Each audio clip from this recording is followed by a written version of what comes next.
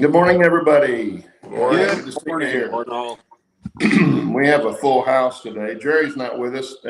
I think he had to work, but the rest of us are here. Shannon's even here with something he just finished building, and we'll get to that here in a second. First, I'm gonna let Steve run the roster down. Yeah, good morning, everybody. Well, let's see. We got John Tanzillo, Almar, Dave, DES Multimedia, John Grappa Rails. We got Steven at Wigwag, my buddy Bernard, and we got Gail. So Dennis is going to have to behave himself. We got Wilmer. Good morning, Uncle Wilmer. Did I miss anybody? I think I got everybody. I'm sure there's somebody I missed. Anyway, Mark good morning. Pruitt's here. Morning. Oh, I didn't see Mark. Good morning, Mark. Yeah, he just popped in. Oh, so anyway, we've got a pretty full show. I got a feeling with some of the stories that you're going to hear today. First, I think let's start with Shannon so he'll calm down. Yeah. Because he's like a little kid in a candy store. You know, if you don't get to him, he starts pulling on your pant leg. And he's noisy. Yeah, well, as you guys can see, that's HO, that's N-scale. Woo. Hold still, you're going to make Dennis dizzy. Okay, now give us the story. So, I don't know. I've always wanted to do NN3. Thought I'd never be able to afford it. Things change. I somewhat afforded it. Things haven't changed. Yeah. Crystal says, yeah. You mortgaged your house. But yeah, so I've got an NN3 K36, which the boys were hearing earlier. I just had sound installed into it. Well, I'd installed the sound. And boy, does it sound good. Yeah, for N-scale, especially. Oh, bloody. Uh-oh. Is that a West Side Models 36-498 there? Yeah, and seeing it now, it's not going to work. No, it's not that. My mouse is playing up.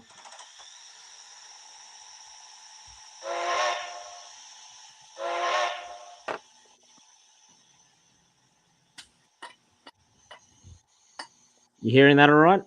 Oh, yeah. Yeah.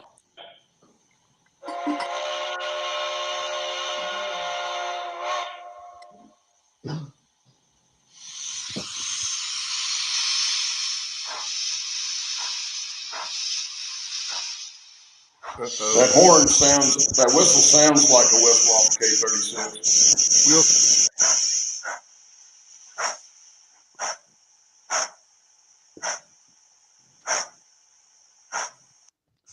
What decoder do you have in there, Shannon? I've got an ESU Lock Sound Nano. Hang on, let me just readjust my camera and everything because I am on the floor. Don't fall asleep. Yeah, nah, so I've put an ESU decoder into it, loaded it with the K36 number 484 sound file. I've got the K37 498 next to it for size comparison. What model is the HO scale? K37. No, I mean what company? What brand? Yeah, it's a West Side Models. What's that? Okay. Yeah, I think that's the same Well, model you rated on my time saver. I'm pretty sure the N-scale one is a West Side model, but it was in conjunction with, I think the company's called Fowler and Buckman. So Buckman created I'm guessing they created the chassis, and Fowler supplied them the motor and gears for said chassis. And then, yeah, I think West Side produced the brass itself. So, but the good thing about it is this is a full brass kit, so there's no white metal in it at all. How long did it take you to put that together? 3 days. Well, that's not bad. Yeah, as I said, like you'd think it'd be a much more complicated kit being so small, but it was actually quite simple. Like the cab, the boiler, and the smoke box. That was 3 separate pieces. Cow catches a separate piece. Pistons, chassis. Like the tender itself is only 1, 2, 3, 4, 5 pieces, plus the wheels. So It makes a only thing nice I'm model. left to do is I've got to put all the handrails and stuff on it. So you're gonna leave that patina on there and just have a green boiler? Sorry? You're gonna leave that patina on that and just have a green boiler? No, I've got to clean that off. That's residue from the flux Yeah, that I used little to. varnish on the breath. Yeah. Well, that looks pretty awesome. Yeah. Yeah, that does. Beautiful locomotive. Yeah. You want to know the price tag on this now? No. Well, I was gonna ask that, but with Crystal sitting behind you, I didn't want to see blood splatter all over those beautiful engines. Oh no, she knows the price. So I paid 1,500 Australian for the kit, which I think is about 1,000 US. Yikes. Ooh, That was for the kit. yeah, I know. One sold last night or yesterday for you guys. A completed model sold for I think 1,900 US, and that was DC. Well, Steve Anderson says it's funny that Shannon took only 3 days to build that, and it took me a year to build mine. A little different animal. Yeah. Oh yeah. So, but yeah, in saying that, because this one I fitted with sound, once I finish it, it'd probably be in the vicinity of 2,500, 3,000 US Yeah, finished. yeah, that's what I was gonna guess. Now, are you going to sell it when you get it done, or are you going to keep it? No, I'm not gonna sell it. Jesus. No, he's not gonna sell it. He can't give up trains. I Yeah. don't know. Crystal, find out how much it's worth. She might make him sell it. Yep. That's Well, true. I've got another one I'm paying off, which will be on the way in a couple of months. So Well, that's pretty cool looking. yeah. So, but yeah, with this, in conjunction with all that up there, yeah, I'm gonna build a little 2x4 for that NN3. So Because you're gonna have to build. I don't think there's anything commercially completely ready for NN3, is there? Rolling stock wise? what stock wise? For rolling stock. There's nothing commercially ready No, to roll. Microtrains released a whole bunch of boxcars and cabooses, which I've got a few of. Are those kits or ready to roll? Ready to roll. Oh, okay. But in regards to the track itself, a lot of people use Atlas Z scale track. Otherwise, they just hand lay it, which I've kind of done here. I need a bit of test track, so I had to quickly hand lay a jig. Yeah. Looks good, Shannon. Yeah, so, and for anyone wondering,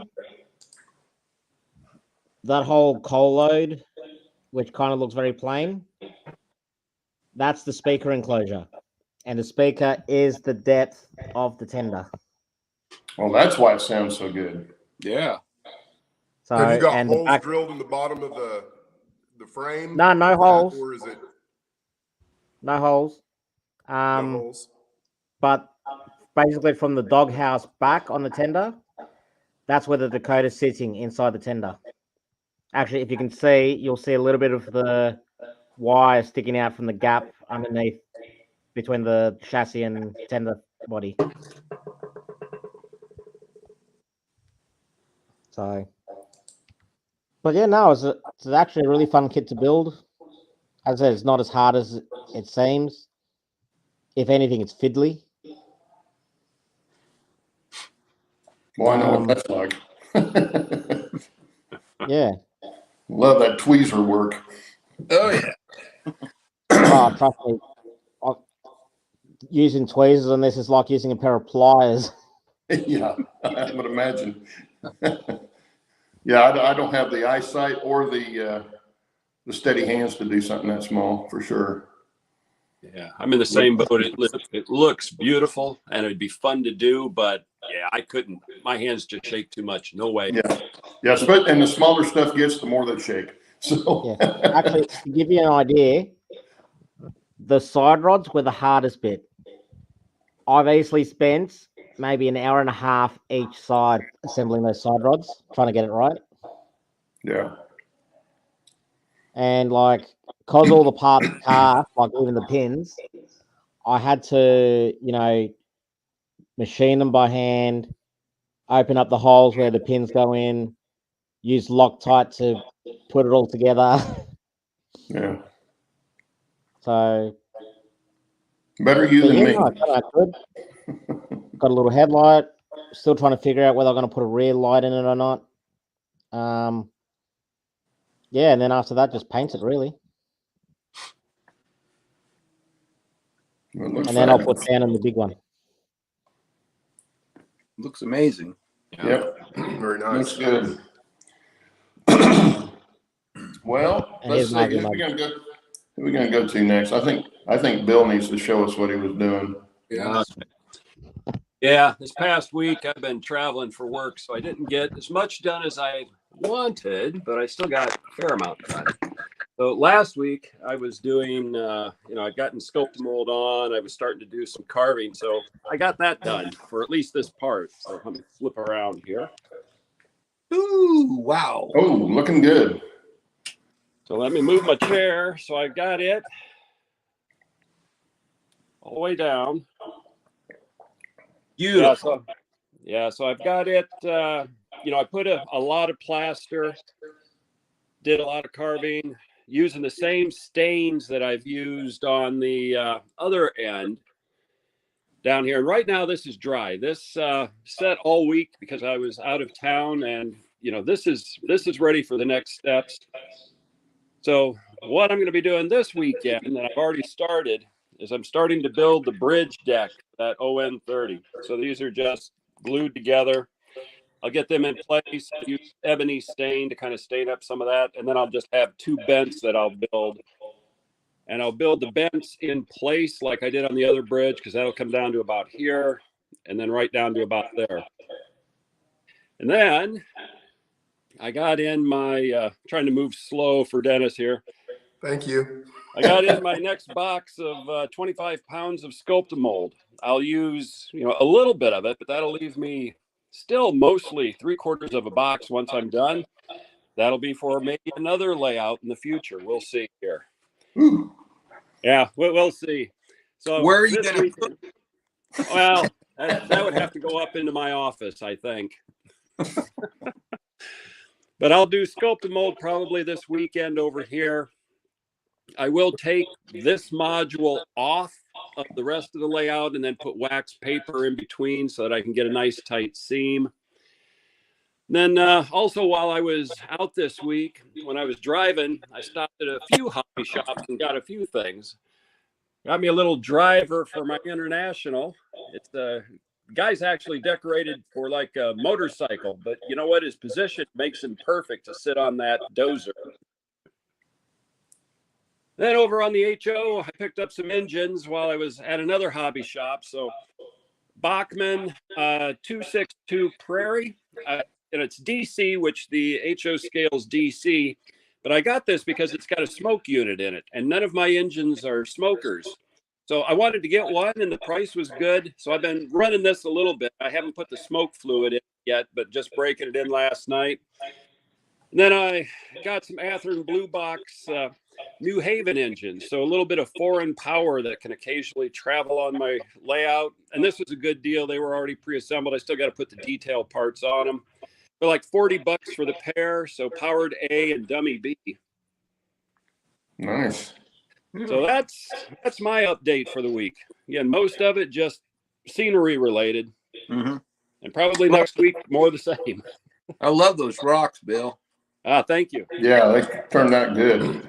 That's what I was trying to do with mine when I did the vertical rocks against the wall, but mine don't look that good. No, yours look great. Yeah, Yeah, they little look bit jealous okay. there, Bill. They look okay. Very nice. So, uh-oh, who'd we lose? Shannon? Shannon. Looks like Shannon must have gone to sleep. Okay, let's see, Dennis. Are you feeling better? That's what I want to know. Yeah, I'm feeling much better.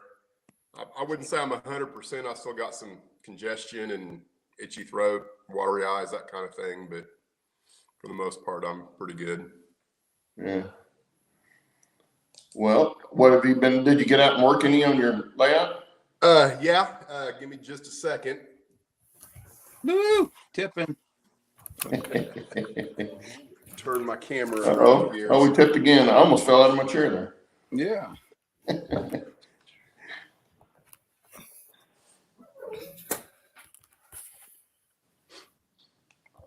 What Dennis? Well, thanks, Bernard. I got your postcard, by the way. Finally.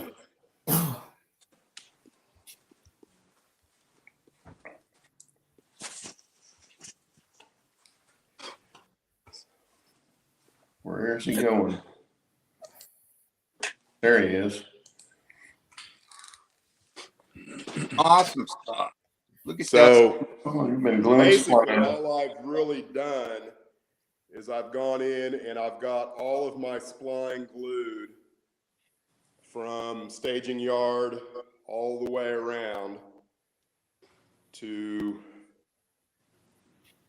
Uh-oh. He turned himself off.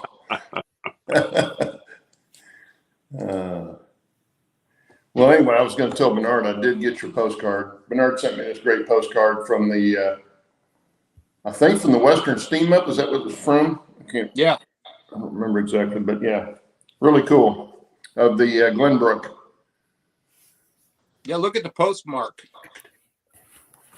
I got mine. Well, here's the postmark. Yeah, it's a good looking postcard. Yeah. Thank you for that, Bernard. It sits on my desk. Yeah, buddy. We'll get Steve back or Dennis back in here. Yeah, can you hear me? Yep. Dennis is back. I don't know what, I must have accidentally hit the leave button. Oh yeah, that happens when you're messing with the cameras. So essentially, I'm ready to start laying track, and I have gone in and started doing a little bit of work, you know, prep work for what's going to take place here at Silver Gulch. And you know what you haven't seen yet is I think I've got one more video that's going to cover gluing together the spline, and then there's going to be kind of a format change, I guess you say, for the channel. And I'm going to split to where I'm doing videos just on track work and the wiring of the track and whatnot. And then I plan on doing a separate video series just on building Silver Gulch, because I'm trying to focus my attention on what I'm going to be doing here on one of my 3 days off, and then focusing my attention on the track work on 2 of my days off, you know, because I get 3 work days or 3 days off to work on the railroad. So that's kind of my plan moving forward, is to maybe kind of have parallel video series on the work on each of those 2 different sections of the layout. So, Dennis, are those buildings mock-ups? Yes, these are mock-ups, and I actually, if you look close enough, you'll see that they are the actual buildings from the Time Saver. Ah, okay. So that I did that, you know, it's probably been nearly 2 years now, and I've already got 2 videos in the can, so to speak, for this area where I do a little bit of this. My plan is to make all of these, you know, they're not what you're looking at. Those are just stand-ins. Yeah. But, you know, I want to make all of these out of 2x4s. And because, you know, this building, that's a 2x4.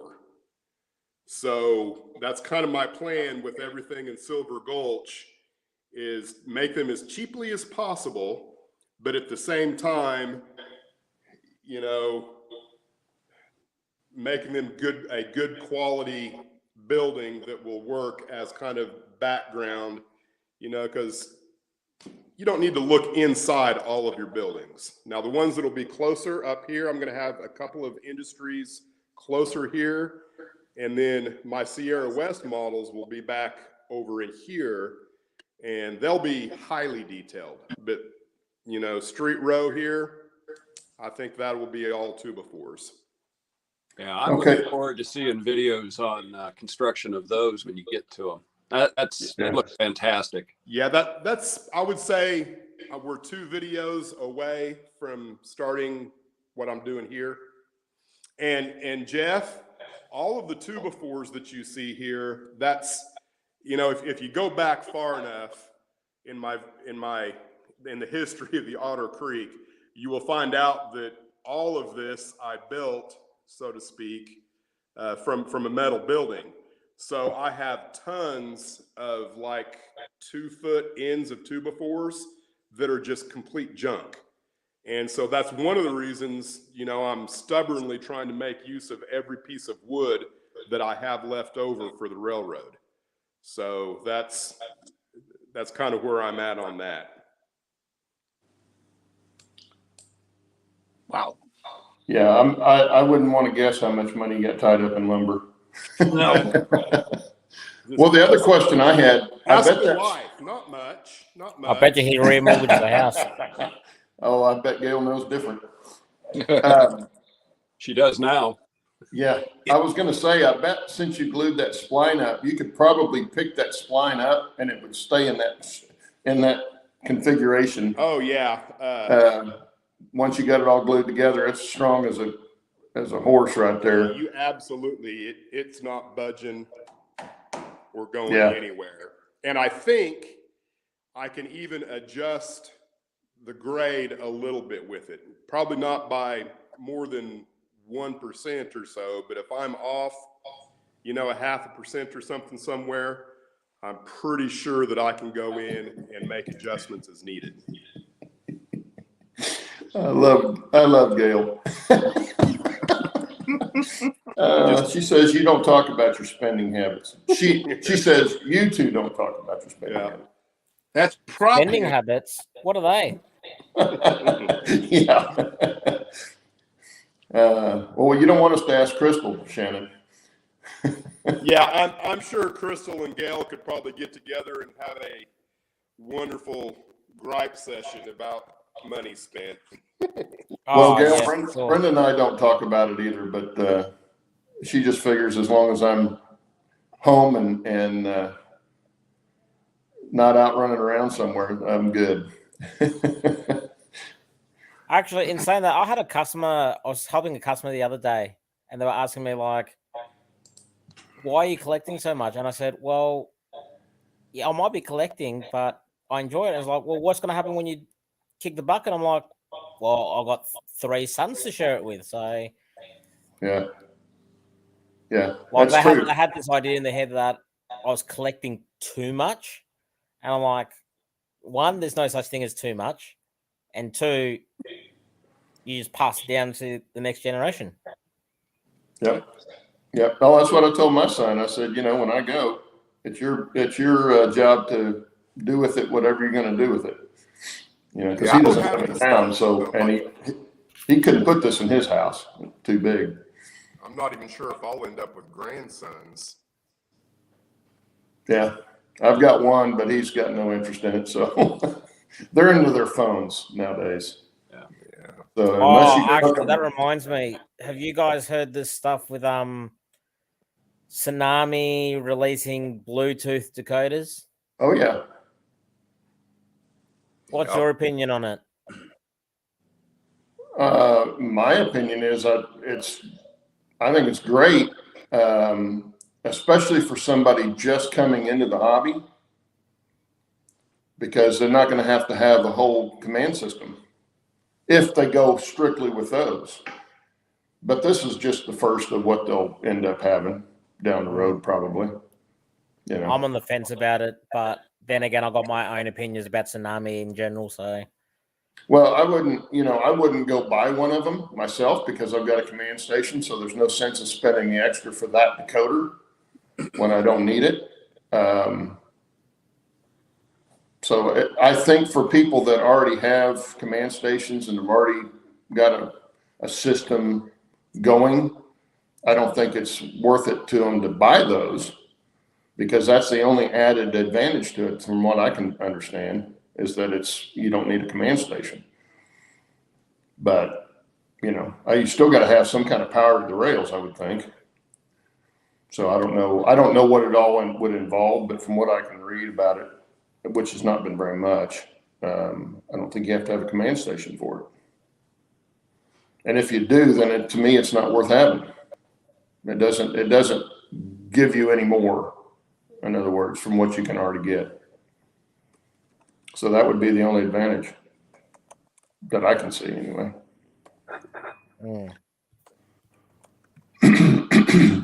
Anyway. That's awesome. Anyway, well, Steve's story is going to take a little while, so I'm going to take mine, and I'll go show you what. Well, before you go, make me bigger so I can show everybody what. Well, I'm going to go up and do this first, and then we'll come back and you can tell your story. Okay, that'll work. Okay, and this time I will make this bigger so you can see. Dennis, close your eyes for a minute, because Okay. Take your Dramamine.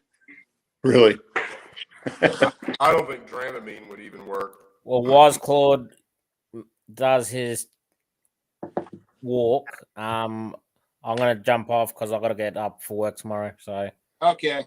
okay, Shannon. Later. nice catching up with you all. I'll see you maybe next week. We'll see what happens. All righty. Talk to you Yeah. later. Take care. All right, take care, everyone. Bye. Okay, so if you remember last week, Wow. I had a lot of Cool. blue that tape looks great. stuff here. Now the scenery's not complete yet. I still got to put Man, I like that. on it, that sort of thing. But I did get this scenic a little bit more, at least the basic ground foam in, and it really dressed it up, I think. The stuff I've found here, I've been after this color forever. It's that sagebrush blue-green, pale blue-green look. If you've ever been out in the American West, this stuff's all over the place. And I wanted it on the layout, but I could never find any. Well, I finally found some from, I got this from Scenery Solutions, but you can get it, I think, also from Scenic Express, some of those places. But it's the Super Sage, or Sage Super Turf is what they call it. And it's basically like any other ground foam or foliage stuff that you find. And it looks really good, I think. Well, Bernard really loves that cattle yard. Yeah, Yeah. it turned out really well. It's even better than what I had envisioned originally. I do like it, and it'll look really good when I get it populated. The other thing I found that I got scenic-wise, I don't know if you can see it in the camera there. I told you last week I need to put a fence across here. This is a Woodland Scenics barbed wire fence. I'm very impressed with it. This is 4 kits to go, well, 3.5 kits to go across here, because it's almost 8 feet long. But they come with little barbed wire gates, the reinforcing posts. You can see right there. That makes an excellent transition from your layout to the backdrop. That Yeah. really hides everything. Yeah, even my wife said what it did was, for her, was brought the backdrop into the foreground. Yeah, it's a perfect transition. That does look like a perfect transition from where exactly does the vertical begin from the horizontal? Perfect. Yeah, exactly. And of course, the one trick when you're putting something that close to the backdrop, you want to put it right against the backdrop. Yeah, so you don't get, now I don't have overhead lighting here yet, but when I do, I don't want shadows from the fence post on the backdrop. And so I glued it right to the backdrop, and it looks great. And I kind of did the same thing over here. See, I've got some trees against the backdrop, but I put them right against it so it doesn't cast a shadow when I get this lit. But that, I think, to me, is the trick with the backdrop, is what you put in front of it. It is. You're absolutely right. And it just makes it look so much better. Let's see. The other thing I got done, I did get some other stuff done. I got my road extended down. I've explained in the past how I've done this. This is concrete patch, vinyl concrete patch. And I just put down a couple of pieces of balsa to outline it. Then I fill it in with a putty knife, and let it dry, sand it off a little bit. I got some more sanding and detail work to do to it, but the dark color comes from the creosote, the same stain that I used to do the cattle yard and stain some of the wood. I used on this, and it just soaks in and makes it look like blacktop. So it comes out real well. Got a dirt road going across the tracks. Still need to make a railroad crossing there and over here on this side, but it's coming along. And then I did some electrical work. I got the panel for this side done. All the turnout motors put in, that sort of thing. So it's starting to come along. I'm to the point now where I can do a little bit of running besides the main line. Okay, so I have a question. Yeah. Go back to your panel there. Oh, okay. Explain that to us. Okay. This turnout here is the panel point to it, or doesn't have a motor to it. Okay, it divides the standard and the narrow gauge, but there's no. That is this turnout here, which, let me get this pulled down here. You can see it comes in double and it splits off, but there's no moving points. So it doesn't need a turnout motor. Now it does have a frog juicer on it for the frog, but it doesn't have a turnout motor. I got the frog juicers right there. And then this turnout on the standard gauge, that's this one here. It's that one. You can probably hear it moving. And then this one and this one are these two here on the narrow gauge, this one and this first curve turnout. And then the final one down here on the bottom is right back here in front of the stock car.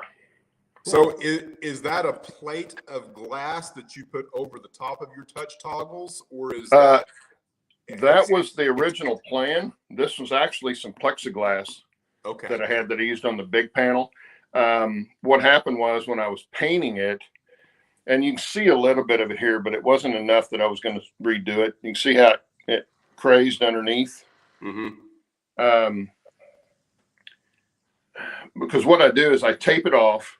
I draw the plan out like this on a piece of paper, and then I put this on there and turn it over so I can put the tape on it, the chart tape on it, in the reverse direction, obviously, so that when you flip it back over, it's right. Then I paint black, and then I peel that and then paint the yellow. And sometimes it wants to craze underneath the black. I'm not sure exactly why, probably because it's not completely clean or something on the back when I paint it, but it's been wanting to craze under. So the glass one did it really bad, so I just threw it away and cut one out of plexiglass. But you can use this out of glass or plexiglass. It works just fine. So plexiglass, of course, you don't have to worry about breaking it. This little frame I found at Hobby Lobby. So it's just a little picture frame.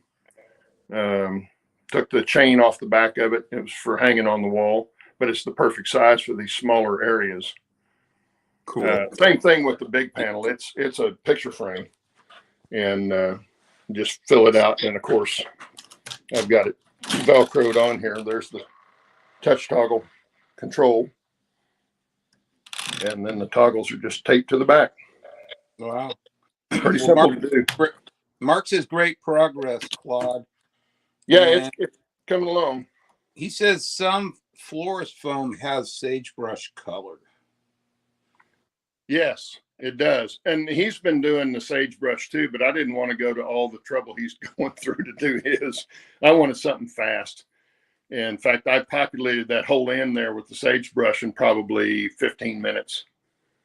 Glued it down. Some of the bigger pieces are glued individually, but a lot of the little stuff, you can see how much small stuff is in between.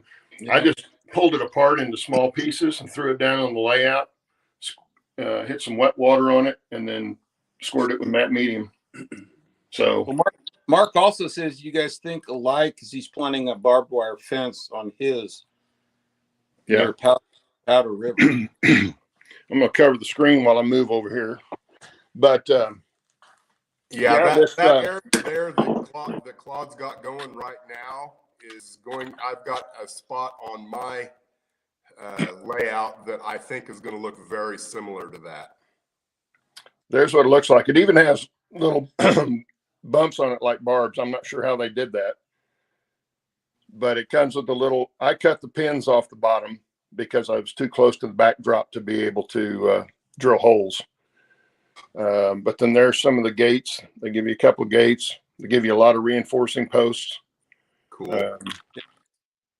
And this is one of the kits. Mark wants to know if you can explain again what you use for your sagebrush. Okay, just a second here. Let me back over here. Flock and Turf. Sage Super Turf. I got mine from Scenery Solutions, but I think Scenic Express carries the same stuff. And it's a pretty good sized bag for $10. So that's what I used. And it's right out of the bag. I didn't do anything to it other than, pull some of it apart to make different size bushes. And I'm sure you could probably add some branches and stuff to it if you wanted to. To me, I'm after the overall look and not the real fine detail look. So I didn't do that, but you could very easily. Hint, Gail. Okay, well, I'm gonna turn this. That's pretty much what I got done. That looks great. Yeah, fantastic. Hey, Claude, before you turn it off, take it down to eye level for us. Let me get down here.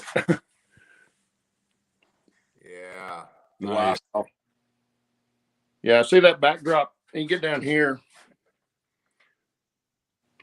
Yeah, that's because the way the backdrop is gently sloping up towards that mountain. It's a perfect transition. Yeah, really I think I've said this before, but that photo is actually of South Park, Colorado. I'm not sure what direction. I think facing north, but I wouldn't swear to it. But I know it's of South Park.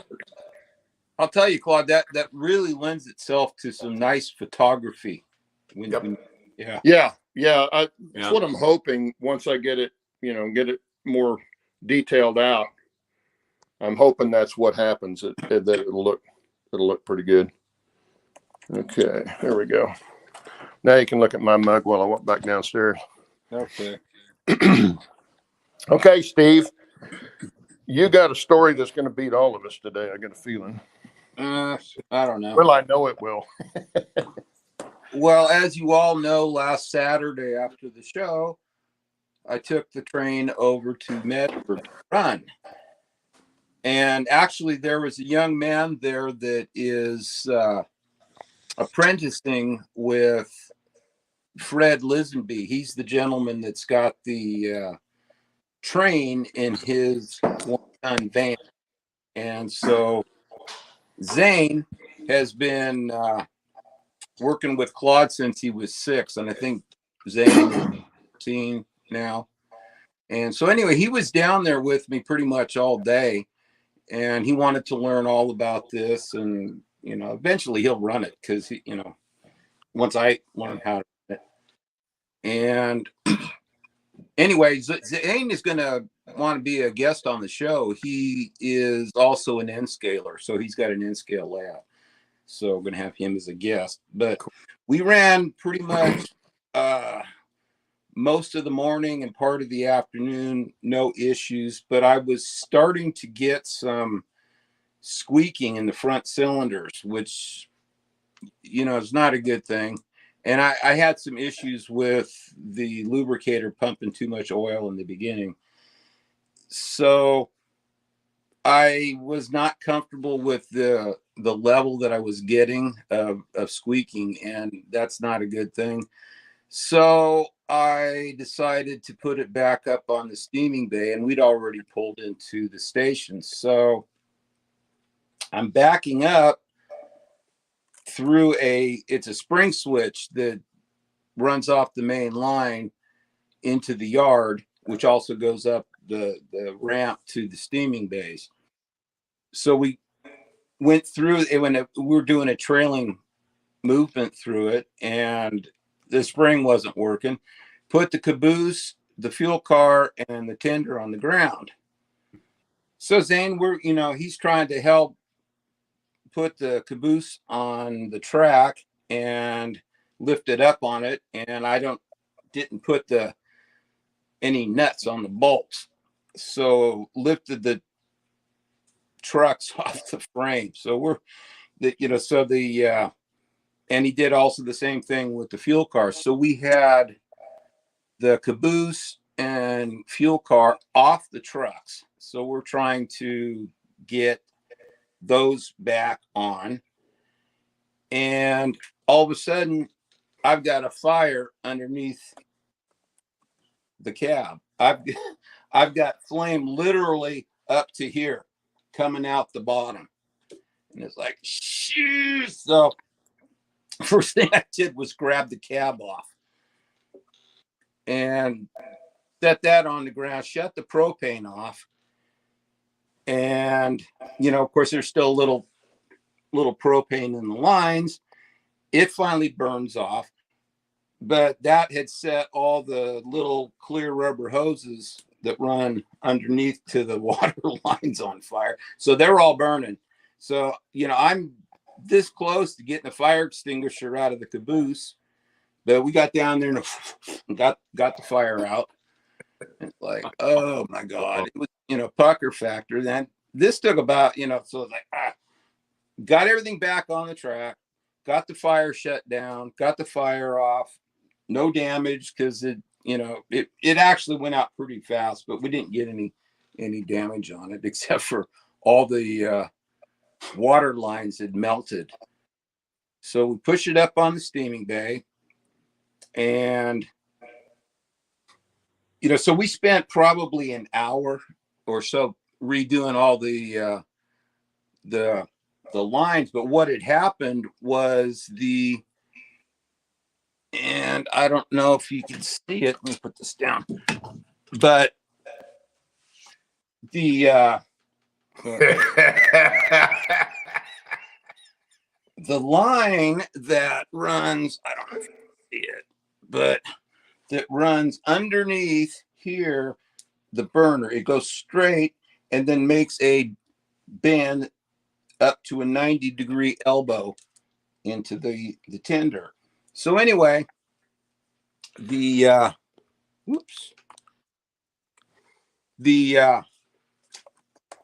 hose had been catching on the rail and had worn the fuel line to the point where when we derailed, it finally failed, and that's where all the propane was coming from. So we got that, and that was my fault. I thought it was high enough, but it was just catching the rails and had been wearing the whole time I've been running this thing. So got that fixed. And then we started addressing the issues with the squeaking. So it had something to do with the oil that was running through the line to the front of right in here. There, it runs to a 90-degree elbow that goes into the valves. And this fitting cannot be replaced without taking the whole cylinder assembly off. So I had to be very careful when we had to rethread that, because if you cross thread it, bad deal. So anyway, pull that line off on both sides, and I was not getting any oil. So it's like, okay, this line that runs all the way up through here, up and under and down to the lubricator. Whoops, you can't see that right here.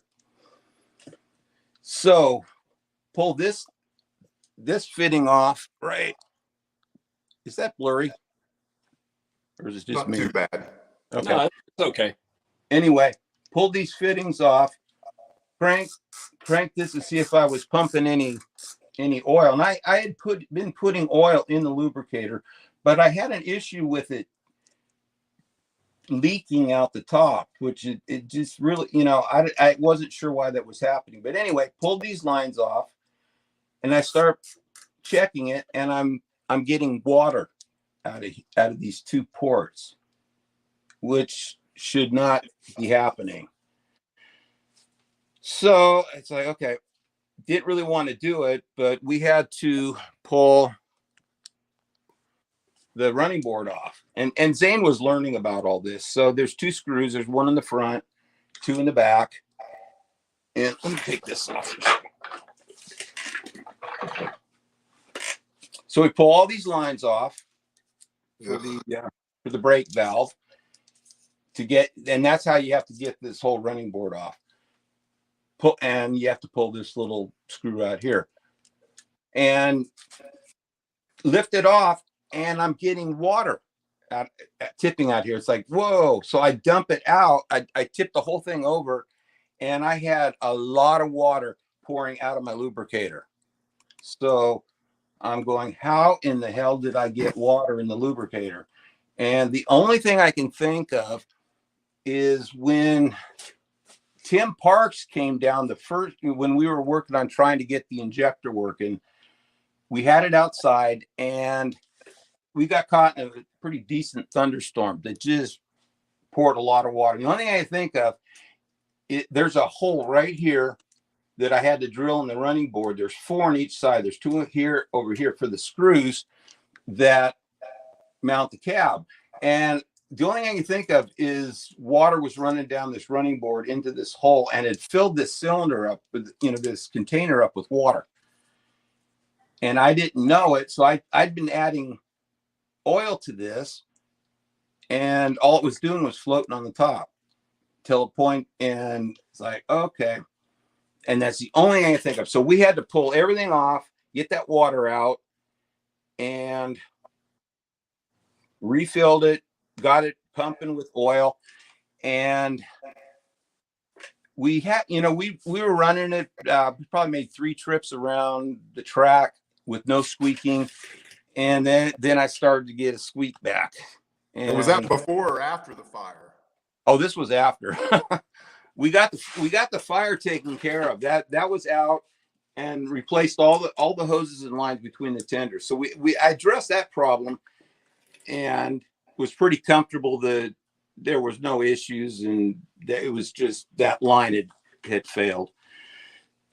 But it took getting all that before we get it back up on the steaming bay to address the squeaking. So it took us another 2 hours to pull this whole thing apart and get the oil pumping through. And I had these 2 hoses, or these lines, disconnected, and we got oil coming out of them. So I was comfortable that the lubricator was doing its job. I had oil going to the cylinders, and we ran it, like I said, 3 times, probably 3 times around the track, and it wasn't squeaking, but then it started developing a little bit more of a squeak.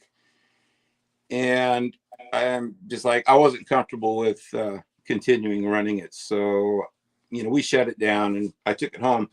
And the next day I pulled the top off the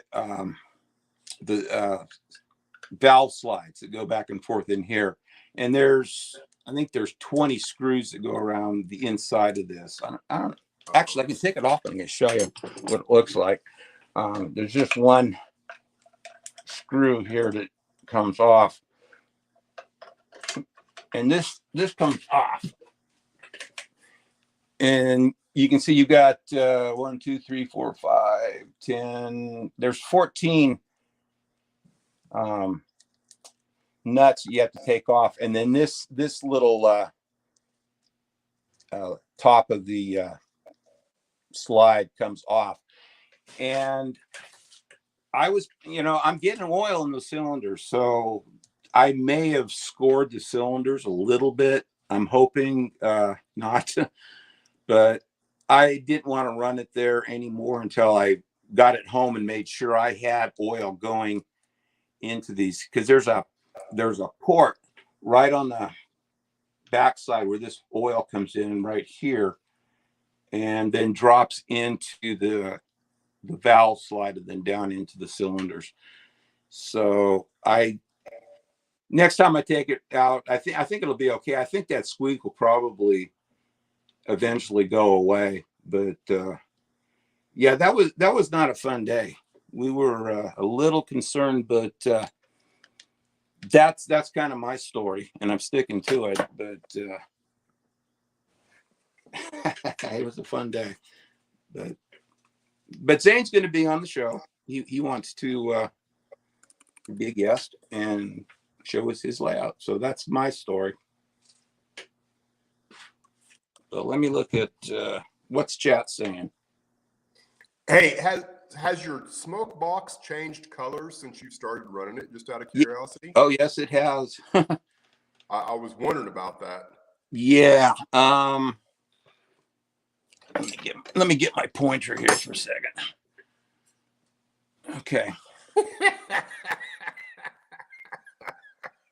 This, believe it or not, used to be a beautiful shiny brass color, just like this. Wow. But all the heat has just totally discolored all the brass, and you can see a little bit of the discoloration coming up the bracket that holds the headlight. And that's all. It is actually made of brass. Yeah. Wow. So, but and because this smoke box is just running really hot, and that's just a characteristic of these Americans, I guess. And it's also discoloring the blue. You really probably can't see it, but the difference of the color here versus here, it's much darker, and the color just goes all the way up to about this second jacket cover band. And it's also doing it a little bit on the cylinders. They're discoloring up here because of the heat, and that's just going to be the way it is. Because it's not a mode paint. It's not a high temperature paint that John painted this with. Gives it character. Shows you're using it. Yeah. Yeah. So was the fire. No, but it was pucker factor. It was like, oh my God, after all this, the whole thing's going to burn up.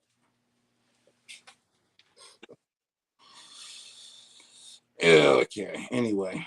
Oops. I'm just looking back at That's why you can't hear me. I was muted. Oh, okay. Wilmer wants to know if the engine has a weight limit for hauling passengers. Yeah, me. No, I can put one person on I pulled the president of the club around a couple of times trip before last, and that I did a little bit of the modification of the little gizmo between the tender, and it actually it pulls good, but it gets that tender truck up pretty high, and it because these I Is don't that know. why it's derailed right now? Yeah, that's why it's derailed. I didn't even keep that up here. But it's, it lifts up a lot, so there's quite a bit of play in this truck when that's cranked down like that. Mark Pruitt said you win the prize for story today. Well, thank you. Jeff wants to know if what happens if you score the cylinders. He's assuming steam will pass by.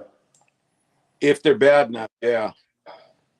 I mean, if they're really bad, you know, you're going to have to pull them out and remachine them. But I don't think there was that much damage to it. And he wants to know, did you try running the smaller, really tiny coal for those size locomotives, or convert to coal? Maybe the propane is running too hot. Sorry. Okay. Well, I can answer that for you, Jeff. He can't run coal. No. They won't allow solid fuels. No. Because of the cinders. So, and they have enough problem with fires up there. And coal is very, very messy to work with. Oh yeah, very messy. It creates its own problem, and you have to brush out the flues. You know, that's one of the things with the coal fire. You got to pull the smoke box door off and run a brush down the tubes. And with this one, with the petticoat and exhaust ports, you can't get a brush in there to do the flues. So not going to run on propane or on coal. Mark wants to know how much oil the loco uses when the lubricator is working properly. Not that much. My oil can, you know, I'll probably put in 6 or 8 good squirts at the beginning to fill it up. I honestly, with the water, I don't think I was getting an accurate measurement on it anyway. I don't think this thing is right. There we go. So I don't know at this point, but it shouldn't use a lot of oil, because these you're only, when this bar is going back and forth, this ratchet only is supposed to travel about 1 to 2 clicks. And if you move the Johnson bar, you can see how it moves the valves back and forth. And Cool. so if you hook it up, so all the way forward, this little arm will click about 3 clicks of oil. And then when you back it up to almost center, it'll click 1 click, which is real, you know, somewhere 1 to 2 clicks is a good amount of oil going in. It shouldn't use a lot of oil.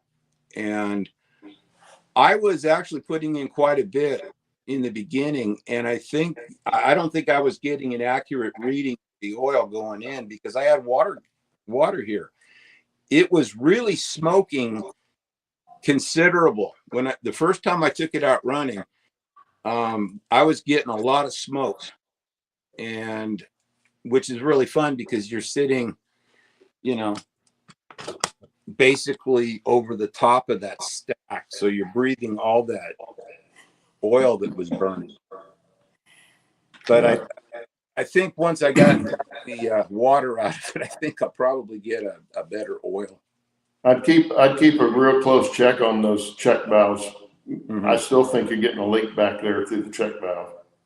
I don't think so. I really think it had to have been that thunderstorm when Tim was here. That's the that was the question I was going to ask. Is there even a possibility that water could be getting into the system from somewhere other than the thunderstorm? Well, it has to be from the cylinder back through that check valve. Yeah, but I mean, there's no water that would get into this. There's only one way it could get in, and that's either through the top or back through the line. but I've got a check valve right here. Yeah, but check valves can fail too, Yeah, but also there, especially when they're under pressure like that. right? There shouldn't be that much water in the cylinders from the steam anyway. To put that much water in this thing, I mean, it was literally almost full of water. That I don't think I've run it enough to have that much condensed steam into these lines. So I really don't think that was the issue. It had to have been this little tiny hole. It's a little 1/4-inch hole. And but I mean, it was raining really hard that day. We were steaming that up, and we were out there for probably 4 hours in a thunderstorm. So is that hole a drain hole, or does it have direct access to your reservoir? Is that where you put the oil in? Well, no, I've got this little there's a little cap right here that I put the oil in, but this hole was drilled originally. There's one here and one back here on each side that I've got the mounting screws for the cab. And when I finally determined the location for the lubricator, it ended up right underneath that hole. So when the cab's on, that screws down in that hole. But we had the cab off when we were working on it because it was raining, so I didn't want any wood out there. So the only wood on the engine was the pilot. And we dried it off, but that had to have been where that water was coming So from. the reservoir is open top so that it could have had water go into it from there? Yeah. Okay. Yeah. That makes good sense then. Yeah. Yeah. Mark wants to know what oil you use, motor oil or 3-in-1 or what? No, it's a 900 viscosity steam oil. It's a really thick oil that doesn't break, the steam won't break it down. So it runs into the cylinders. It's just like you have to keep it lubricated just like your car.